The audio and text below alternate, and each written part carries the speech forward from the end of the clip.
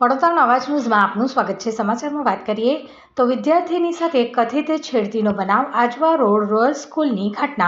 ધોરણ 8ની વિદ્યાર્થીની સાથે છેડતી, વિદ્યાર્થીના વાલીએ કરી છેડતી। વિદ્યાર્થીનીએ વાલી અને શિક્ષકોને જાણ કરી। આરોપી વ્યક્તિને સ્કૂલ બહાર લોકો દ્વારા માર મરાયો। એક સપ્તાહથી વિદ્યાર્થીનીનો પીછો કરતો હોવાનો આક્ષેપ। ઘટનાને લઈને સ્કૂલ સંચાલક સુધી પહોંચી સમગ્ર માહિતી।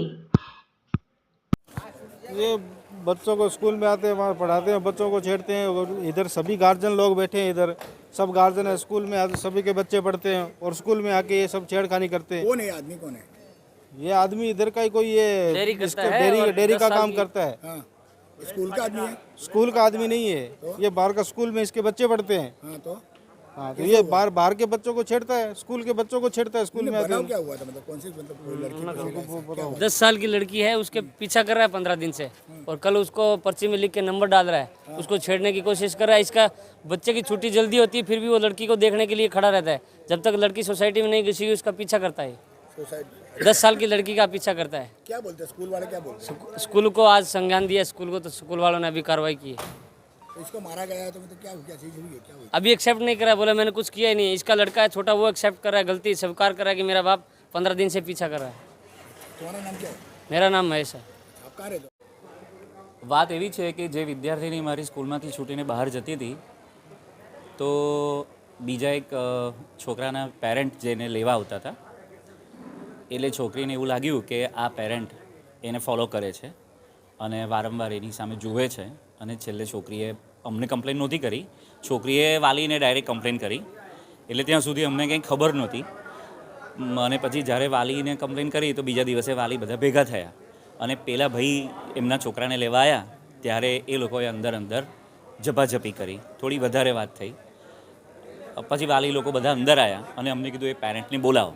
તો હવે એ પેરેન્ટને અમે બોલાવ્યા પણ એમણે ફોન નહીં ઉપાડ્યો, એટલે પછી અમે એમને એડ્રેસ બી આપ્યું કે ભાઈ આ એડ્રેસ છે।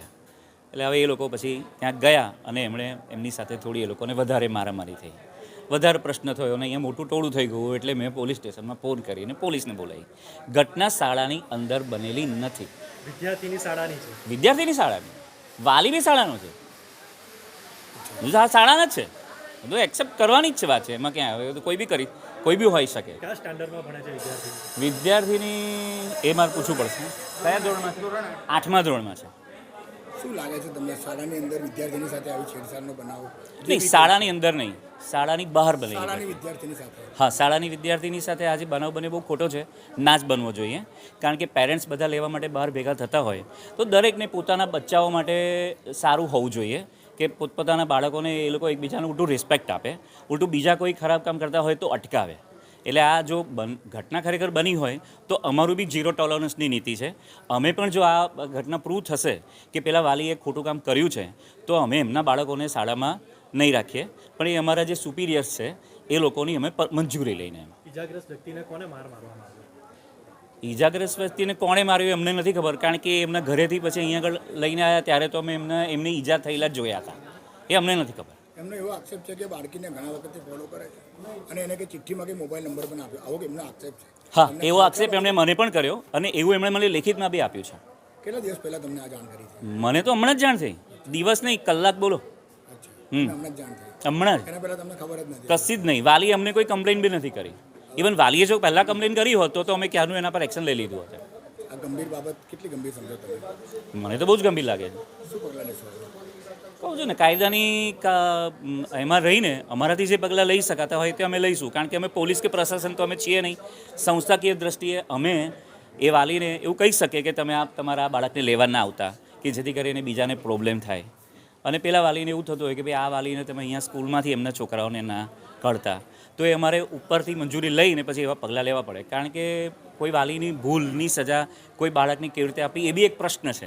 એટલે આ બધા પ્રશ્નો કેવા છે કે એકદમ બધા ડિસિઝન આપણે ના લઈ શકાય, કારણ કે આપણે કંઈ ભગવાન બી નથી એમ। ભાવેશ ભટ્ટ।